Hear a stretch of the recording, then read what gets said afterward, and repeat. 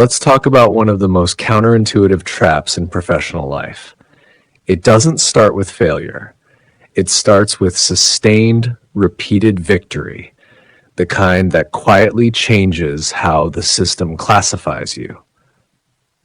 You'd think a continuous winning streak would build the strongest possible moat around your position, that it would grant you ultimate security. But the system runs on a completely different algorithm. It will quietly transform your string of wins into a new kind of burden, a risk coefficient you have to carry for the rest of your career. And most people never realize this transformation has already happened until they lose a kind of freedom they didn't know they had. Today, we're revealing why winning too much, too consistently, can flip your role. It can turn you from the ace into the system's new key subject of monitoring. All right, stop. Think about this. A fund manager crushes the market benchmark for 8 quarters straight, or a sales director smashes targets by 200% year after year. Amid the applause and bonuses, what's the most likely unspoken shift in how the system, the company, the clients, sees this person? A, they grant unconditional trust and more freedom, expecting even bigger miracles. B, they appreciate the skill, but quietly set a much higher bar for all future performance. C, they feel a hidden anxiety, a wariness.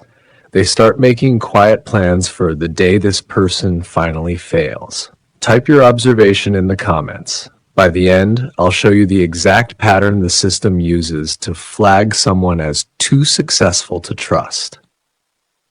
Let's break down the cost of winning too often. First, from exceptional performer to statistical anomaly. This is the first invisible switch the system flips. And once it does, you're never evaluated the same way again. Meet Linus, a quantitative trader at a hedge fund in Zurich. For over 2.5 years, the algorithm he built printed money, stable, significant returns through all kinds of market chaos. At first, he was the genius, the profit center. But in the risk committee's quarterly reviews, something shifted. His strategy wasn't just a high-performance model anymore. It got a new tag, a persistent statistical anomaly deviating from market equilibrium. The system, the risk models, the compliance framework started asking sharp questions. Was his success masking some extreme, unseen risk? A black swan waiting to happen? Was his win dependent on a market quirk that was about to vanish? His winning streak didn't bring comfort. It triggered more frequent, deeper, more invasive strategy reviews and stress tests. If performing too well and too steadily has ever brought you extra scrutiny, type anomaly below. Because in a moment, I'm going to show you how to tell whether you're being rewarded or quietly moved into a risk category. Second, the shackles of cannot fail. When dependency becomes the ultimate risk. The most hidden cost of continuous success is this. The system starts to see your victories as a new, required state of being. When Linus's profits became a non-negotiable part of the fund's overall returns, his performance stopped being personal.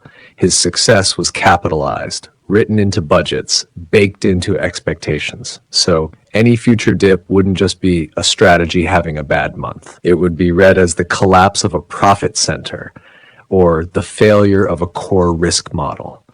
He went from being an explorer with the right to fail to a structural component the system could no longer afford to question. His margin for error vanished. Every minor decision got put under a microscope because the system could no longer afford the cost of him being wrong. Third, behavioral lock-in and the innovation tax. How a winning streak shrinks your future. There's a deeper, more subtle impact. Continuous success can systematically narrow your future options. It taxes your ability to innovate. The system and the people in it will build an optimal behavior model for you based on your past wins. Any move away from that model faces a high tax. Trying a brand new, unproven strategy, changing your methods, even just working less intensely, these actions come with a steep cost of explanation and a trust discount. Think of a product lead in Silicon Valley who launches hit after hit. The company's expectation for their next project isn't bold exploration, it's replicate and amplify the last win. If they want to try something truly disruptive, the board hesitates. That's not their lane. The risk is too high. Their winning streak built a reputation and an invisible cage that only allows for more of the same. This isn't a new dynamic. It's ancient political risk management, now automated at scale. The strategist Hanfezi warned about the dangers of concentrated momentum and risk. You can see his logic in modern systems. He used metaphors like a tree branch bending under too much fruit. The point? The excessive success of one part puts stress on the stability of the whole. In the logic of governance or corporate management, the primary task isn't just to reward peak performance. It's to maintain overall balance and control. So when a minister or a star employee consistently pulls off the extraordinary, they bring more than just merit. They bring a structural risk, the risk of overshadowing the system itself, the fear that their inevitable stumble could cause a chain reaction. Therefore, the system's reaction to repeated wins is conflicted. It's defensive. It needs the output, but it fears the dependency and the loss of control that output represents. In the end, the system tries to reintegrate this anomalous success back into a box it can manage. It increases monitoring, it tightens controls, it sets ever higher standards. It tries to tame the very thing that makes you successful. Let's look at a case from sports management. Think of a coach like Antonio Conte at Chelsea. First season, he wins the Premier League title, a record number of wins. His aggressive tactics are hailed as revolutionary genius. Second season, the team is still near the top, but the club's attitude undergoes a subtle shift. Deepened dependency. All success is tied to his one true system. Transfer decisions must fit his rigid tactics, reducing flexibility. Concentrated risk. When results wobble, all criticism focuses on his stubborn methods. The lack of a plan B becomes the main story. Zero margin for error. The expectation isn't challenge for the title, it's must defend the title. Every draw feels like a failure. Despite still having excellent results, the relationship soured. He left. His spectacular first season win didn't earn long-term trust. It accelerated the system's risk assessment of his rigidity. It turned his greatest victory into an impossible standard, a yardstick he could never measure up to again. His win built the cage he'd eventually rattle against. So, back to that first question. If you picked C, you're seeing the mechanism. The system's deep-seated reaction to repeated wins is a risk management instinct. It sees not just the current profit, but the future danger of a massive single point of failure. So it triggers defense protocols. Your winning streak quietly transforms.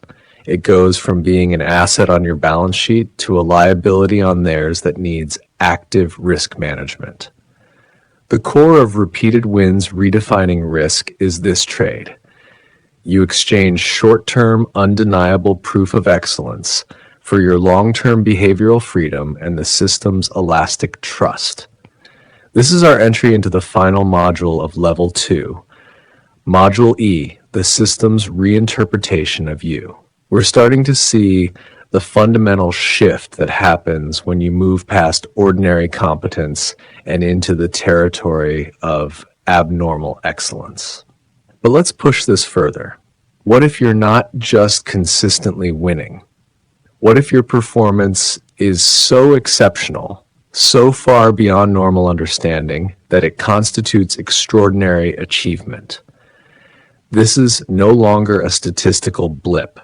It's a direct challenge to the system's existing logic and power structure. Our next lecture digs into a mechanism most high performers never get taught: how exceptional capability itself triggers system-level defense. Without this lens, everything that happens next will feel personal, when it's not.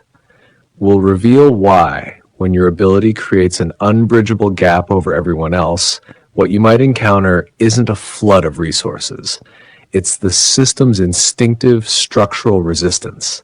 We'll explore why being too capable can itself be read as a potential threat to the established order, and how that can invite hidden suppression. A quiet slowing down. If you've ever felt you were creating immense value, but kept hitting an invisible wall of jealousy or a wall of rules, the next session is your explanation. Subscribe, turn on notifications.